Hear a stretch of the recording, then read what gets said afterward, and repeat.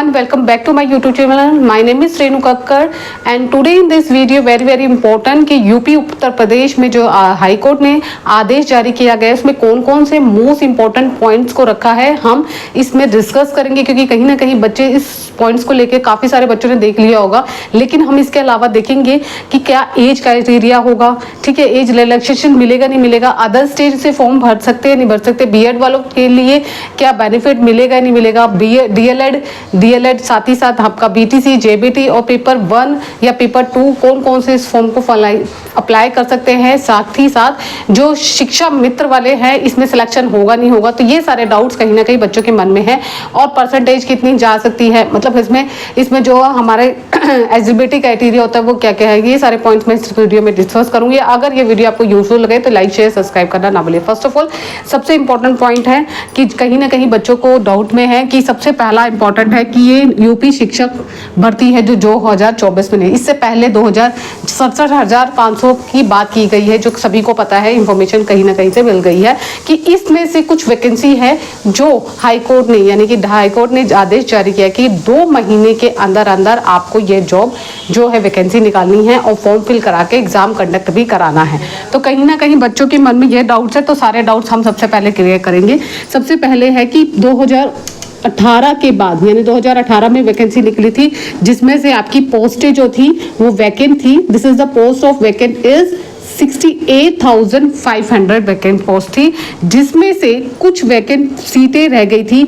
इनमें से जो बच्चे ने पार्टिसिपेट किया था, मतलब जिसने फॉर्म फिल भर के एग्जाम दिया था और उनका सिलेक्शन होने के बाद भी उनकी वैकेंट्स रिमेनिंग वैकेंट्स रह गई थी यानी वैकेंसी रह गई थी, यानी कि यहाँ पे 27713 वैकेंट यहाँ पे रह चुकी थी, पेंडिंग थी हम कह सकते हैं। तो इसके बिहाफ पर हाई कोर्ट ने आदेश जारी किया है कि आपको फॉर्म फिल की टाइमिंग जो दे रही है 2 मंथ के अंदर अंदर आपको ये फॉर्म फिल भर सकते हैं, यानी कि फॉर्म फिल के जो है जो भी क्राइटेरिया होता है फॉर्म फिल करना, फिर एग्जाम देना, जो भी प्रोसेस सिलेक्शन प्रोसेस है उसको पूरा करना है।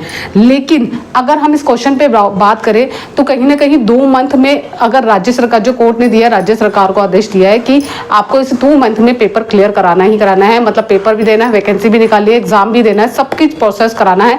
लेकिन यहाँ पे ये कहना चाहती हूँ कि यहाँ पे मिनिमम अगर हम मिनिमम देखें 2 महीने से 3 महीने के बीच अंतराल में हो सकता है। मे बी इतनी जल्दी एग्जाम कराना, कंडक्ट कराना थोड़ा सा टाइम ले सकती हैं। क्यों? क्योंकि 2 महीने में आपको प्रोसेस होता है कि एक महीना या 15 डेज के अंदर अंदर आपको भी पता है एग्जाम कराना, तो हार्डली 3 मंथ्स तो चाहिए ही चाहिए, मोस्ट इंपॉर्टेंट है। तो कहीं ना कहीं मैक्सिमम टाइमिंग जो होगा वो आपका 3 मंथ्स के अंदर अंदर आपका एग्जाम कंडक्ट कराना प्लस आपका फॉर्म फिल कराना, एग्जाम कंडक्ट कराना, ये सारे प्रोसेस हो सकते हैं। मैक्सिमम बोल रही हूँ 2 मंथ में जो तो दिया गया है वो तो हाई कोर्ट की तरफ से दिया गया है कि, लेकिन यहाँ पे 3 मंथ्स मिनिमम चाहिए, क्योंकि इसमें लगता है कि राज्य सरकार को कहीं ना कहीं थोड़ा सा टाइम और भी मिलेगा, जिसमें 45 डेज होते हैं, यानी कि 3 मंथ्स या 3.5 मंथ के अंदर आपको यह प्रोसेस कंप्लीट करना ही करना आएगा। अगर ये प्रोसेस कंप्लीट नहीं होता तो उन्होंने आपको डिटेल में भी यहाँ पे मैं शो कर दूंगी कि न्यूज़पेपर में आए कि उनको न्यूज़पेपर में देना है, इसका रीज़न बताना है। तो सारी चीज़ें कहीं ना कहीं ये है, हमें यह बेनिफिट मिलता है कि उन बच्चों के लिए जो बच्चे काफ़ी टाइम से इतने सालों से प्रिपरेशन कर रहे हैं, ऑलरेडी प्रिपरेशन कर चुके हैं, और जो नए आए हैं सीटेक जो 7 जुलाई को था उनको भी कहीं ना कहीं ये बेनिफिट। लेकिन मुझे ऐसा लगता है कि जो वैकेंसी निकली है ये बहुत ही कम वैकेंसी निकली है, मुझे लगता है, क्योंकि आपको भी पता है कि इतने सारे स्टूडेंट्स हैं जो इसमें शिक्षा मित्र भी है वो भी पार्टिसिपेट करेंगे, ठीक है ना, और उसके अलावा अदर स्टेट जो न्यू आए हैं वो भी, और जो इतने सालों से प्रिपरेशन करके बैठे हुए वो भी।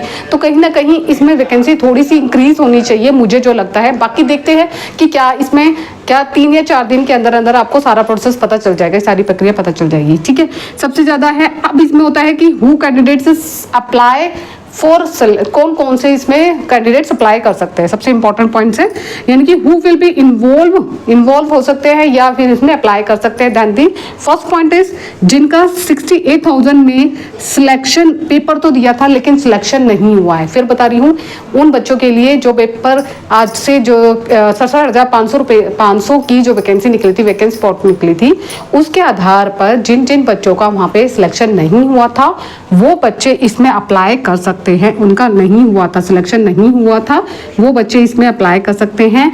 देन उन बच्चों को यहाँ पे एज रिलैक्सेशन भी मिला जाएगा। आपको भी पता है एज रिलैक्सेशन, क्योंकि उन बच्चों की कहीं ना कहीं एज निकल चुकी है, जिसके बिहाफ पर वो बच्चे इसमें एज क्राइटेरिया यानी कि एज जो है उनको रिलैक्सेशन मिलेगा। साथ ही साथ अगर वो अदर स्टेट के हैं तो उनको भी रिलैक्सेशन मिला जाएगा। ठीक है, ये दोनों ही पॉइंट है कि एज रिलैक्सेशन का कहीं ना कहीं बच्चों को डाउट होता है कि हमारी अब एज निकल गई कि हम फॉर्म फिल कर सकते हैं, उनको सिलेक्शन के लिए प्रस्तुत है। उनका जो अब उनका सेकंड पॉइंट जो मोस्ट इंपॉर्टेंट है, जिसमें हमें form fill will be to other basis and जो मापदंड है जो फॉर्म फिल का होगा, मापदंड जो पुराने क्राइटेरिया थे उसके अकॉर्डिंग ही मापदंड कराया जाएगा। यानी कि पेपर का फॉर्म फिल करने का जो प्रोसेस होता है प्लस पेपर है, वो भी हम बात करेंगे। पेपर कैसा होगा कैसा नहीं होगा, सिलेबस क्या होगा, ये भी बात करेंगे हम सारा लीजिए।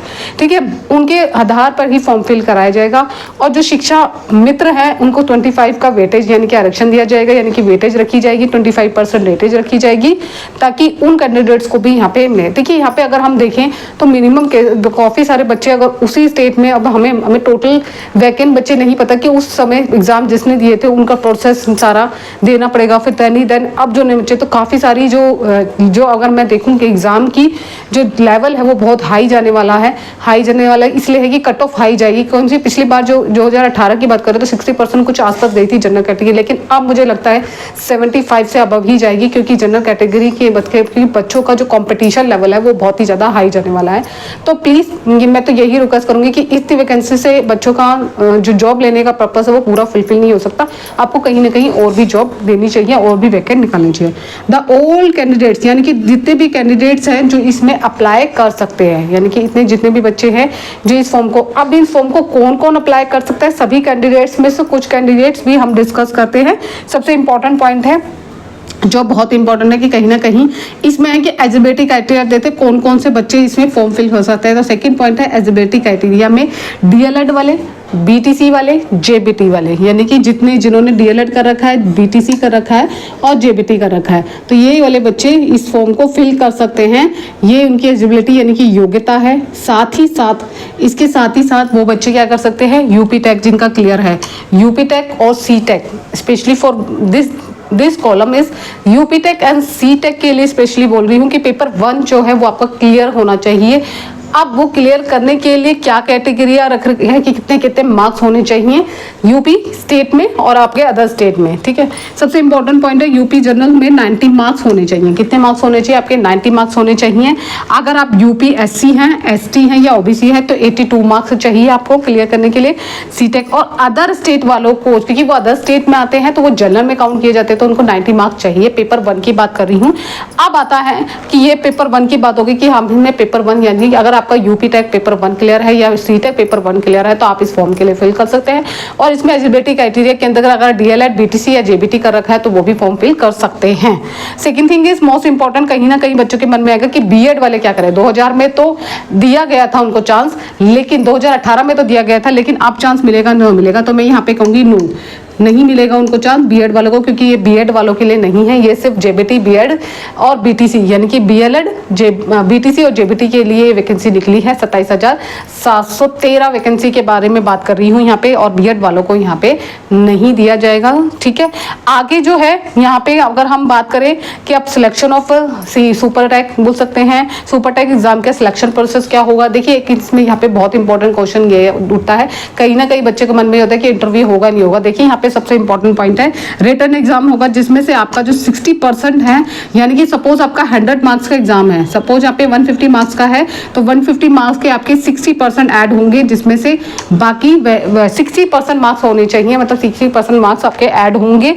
साथ ही साथ जब आपका और उसके साथ ही साथ 60% होंगे, यानी कि 60 मार्क्स, इसमें 150 मार्क्स का एग्जाम है तो 60% एक्यूरेट निकाल के वो मार्क्स जुड़ेंगे। साथ ही एकेडमिक मार्क्स होंगे, एकेडमिक मार्क्स जितने भी आपके जैसे 10th 12th ग्रेजुएशन आपकी, यानी कि यूपी टेक में, सी टेक में, बीएलएड में, इनमें भी आपका, अगर यहाँ पे एक पॉइंट और इम्पोर्टेंट है, वो होंगे इसके टोटल मार्क्स का 10 यानी कि 40 मार्क्स आपके ऐड होंगे, जितने 40% मार्क्स आपके ऐड होंगे, इसके मिला के फिर टोटल मेरिट लिस्ट निकलेगी जितने भी मार्क्स जो आपको दिए जाएंगे।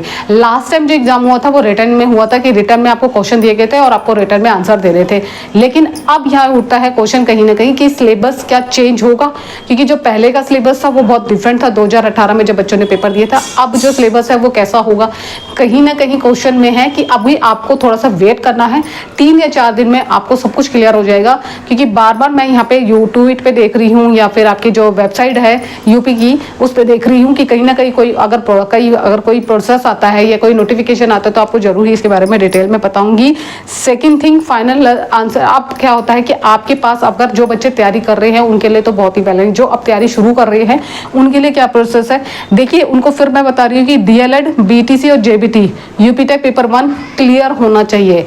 अब यहाँ पे ध्यान रखना है कि अपेयरिंग वाले कैंडिडेट्स इस मौका, यानी कि अपेयरिंग वाले कैंडिडेट्स को मौका मिलेगा नहीं मिलेगा, नहीं, यहाँ पे अपेयरिंग कैंडिडेट्स को नहीं मिलेगा, यानी कि वो यहाँ पे फॉर्म फिल नहीं कर सकते, क्योंकि आपका हर चीज क्वालिफिकेशन क्लियर होनी चाहिए, पास होनी चाहिए, तभी आप इस फॉर्म को भर सकते हैं। अब आता है मोस्ट इंपॉर्टेंट पॉइंट कि एज रिलैक्सेशन मैंने आपको बता दिया, ठीक है, आपको बता दिया कितनी वैकेंट है, 3 मंथ के अंदर अंदर आपके सारी नोटिफिकेशन प्रक्रिया करनी पड़ेगी। जब तक नोटिफिकेशन नहीं आता थोड़ा सा वेट करिए। अब जिन बच्चों को तैयारी करनी है, सबसे पहला है कि इंपॉर्टेंट है कि कॉमन पेपर आता है मैथ्स, इंग्लिश, हिंदी, जीके या करंट अफेयर्स, यानी कि यूपी की साइड्स में, और साथ ही साथ आपका जो मोस्ट इंपॉर्टेंट होता है रीजनिंग। तो ये सारे 5 सब्जेक्ट है आपकी, रीजनिंग, मैथ्स, हिंदी, इंग्लिश और जीके या जीएस जो आपके करंट अफेयर्स होते हैं। साथ ही साथ आपका जो यूपी में रहते हैं यूपी की सारी जनरल नॉलेज आपको होनी चाहिए, यानी कि जनरल अवेयरनेस होती है, ये सारा आप तैयारी करना शुरू कीजिए। कहीं ना कहीं बहुत बच्चे जो स्टार्ट करना चाहते हैं अपनी प्रिपरेशन के लिए, ये तो कॉमन पेपर सभी में आता ही आता है, इसलिए मैं बता रही हूँ कि बहुत बच्चे इसमें कन्फ्यूजन होंगे कि आपको तैयारी क्या करनी है। सबसे पहले इन सब्जेक्ट को लेकर तैयारी करना शुरू कर दीजिए। यहाँ पे अगर बिहार शिक्षक भर्ती की जो यहाँ पे अगर यूपी की जो बुक्स हैं वो SCRT होती है, तो SCRT को आप पढ़ना शुरू कीजिए, उसके खुद के नोट्स बनाना शुरू कीजिए। वहाँ की अलग से बुक्स होती है जो आपकी उनकी जो बोर्ड होता है उनके अकॉर्डिंग आपको बुक्स दी प्रोवाइड करा जाती है। बुक्स कहाँ मिलेगी, अगर आप यूपी वहाँ पे डालोगे तो सारी डिटेल में आपको बुक्स मिल जाएगी, वहाँ पे पढ़ना शुरू कर दीजिए। तैयारी करना चाहते हैं तो इसी तैयारी के पर्पज से ही मैंने आपको सारी डिटेल बता दी कि आप 2018 में कितनी पोस्ट आ रही है, फॉर्म फिल करने का बता दिया, कौन कौन इसमें शामिल हो सकता है, कौन कौन शामिल नहीं हो सकता है। साथ ही साथ मैंने बता दिया शिक्षा मित्र के लिए कितनी वेटेज दी जाएगी। न्यू कैंडिडेट्स अप्लाई कर सकते हैं, लेकिन आपकी एलिजिबिलिटी क्राइटेरिया के अंदर अगर ये आपका है तो आप ये अप्लाई कर सकते हैं। देन आपको सीटेक में कितने मार्क्स है। अदर स्टेट वाले जो है जितने भी बच्चे हैं उनके लिए क्या होना चाहिए मार्क्स कैटेगरी, और बीएड वाले इसमें शामिल नहीं है specially for and selection process and return exam हो सकता है। रिटर्न एग्जाम के साथ एकेडमिक रिकॉर्ड हो सकता है जो पिछले साल जो हुआ था, है ना। अब उसके बाद फाइनल मेरिट लिस्ट निकाली जाएगी, तो इसी तरीके का प्रोसेस होता है। लेकिन यहाँ पे मैं एक बार और फील कर रही हूँ कि कट ऑफ हाई जाने वाली है। क्यों? क्योंकि अगर यहाँ पे वैकेंसी थोड़ी बहुत मुझे लगता है कि गवर्नमेंट को और इंक्रीज करनी चाहिए, बढ़ानी चाहिए, मैं अपने पॉइंट ऑफ व्यू से कह रही हूँ, तो ताकि बच्चों को और फायदा हो, जितने भी यूपी के रहने वाले हैं उनको कहीं ना कहीं इस जॉब का बेनिफिट मिल जाएगा। और इतनी सालों बाद वैकेंसी आनी है तो इतनी कम वैकेंसी में तो वेटेज जो है जो हाई जाने वाली है। तो इसलिए मैं यही कहती हूँ कि अपनी तैयारी कंटिन्यू रखे। अगर यह वीडियो आपको यूजफुल लगे तो लाइक शेयर और सब्सक्राइब करना ना भूलिए, ताकि इसी तरीके की इंफॉर्मेटिव वीडियो मेरे चैनल के माध्यम से मिलती रहे। यहाँ पे एक मॉडल सा एक अपडेट देना है, जिन बच्चों ने सीटेक एग्जाम की तैयारी करना चाहते हैं, जो अभी दिसंबर वाले देने जा रहे हैं, दिसंबर वाले के लिए पेपर 1 और पेपर 2 की मैं ऑब्वियसली तैयारी करा रही हूँ, हर एक टॉपिक को करा रही हूँ। बच्चे मुझे मैसेज भी करे मैम कंटिन्यू क्लास होगी, नोटिफिकेशन से लेकर टिल देन एग्जाम तक मैं आपकी रेगुलर क्लासेस लूंगी। और इसके साथ ही साथ आपके एसएसटी के लिए specially for SST paid notes है मेरे खुद के। अभी एसएसटी के हिस्ट्री के जो है हिंदी मीडियम के नोट्स आपके कंप्लीट हो चुके हैं। जिनको भी लेना है वो मुझे, मैं यहाँ पे नंबर शो कर दूंगी, नंबर पे आप इस नंबर पे आप जाके मुझे मैसेज कीजिए, स्पेशली कॉल नहीं मैसेज करना, और इस नंबर पर मैसेज करोगे आपको ये पेड नोट्स मिल जाएंगे। बहुत ही ईजी तरीके से बनाए हैं और ये आपके रिवीजन में बहुत बेनिफिट लेगा। लेकिन यहाँ पे एक छोटा सा पॉइंट और जोड़ना चाहती हूँ कि आपको एनसीईआरटी पढ़ना है 6 to 8 क्लास की, हिस्ट्री ज्योग्राफी और पॉलिटी ये नहीं है। आपको ज्योग्राफी और पॉलिटी के हिंदी मीडियम के भी नोट्स जल्दी मिलेंगे। साथ ही साथ इंग्लिश मीडियम वाले बच्चे भी मुझे मैसेज कर रहे हैं हैं तो उनको भी जल्दी मैं कोशिश करूंगी कि आपके 1 वीक या मुश्किल से 10 वीक तक मैं नोटिफिकेशन के 10 वीक तक लगाऊंगी, कंप्लीट करके सारे नोट्स दे दूंगी। इसके अलावा आपको एक और बताती हूँ, maths CDP language 1 Hindi, language 2 English, maths के और EVS के भी नोट्स मिलेंगे, दोनों मीडियम में मिलेंगे। थोड़ा सा वेट करना पड़ेगा, इसके लिए वेट करने के बाद आपको जल्दी ही नोट्स मिलेंगे। अगर इसके अलावा भी कोई भी डाउट्स हो तो कमेंट्स बॉक्स में कमेंट्स करना। Thank you so much, have a nice day, नमस्कार।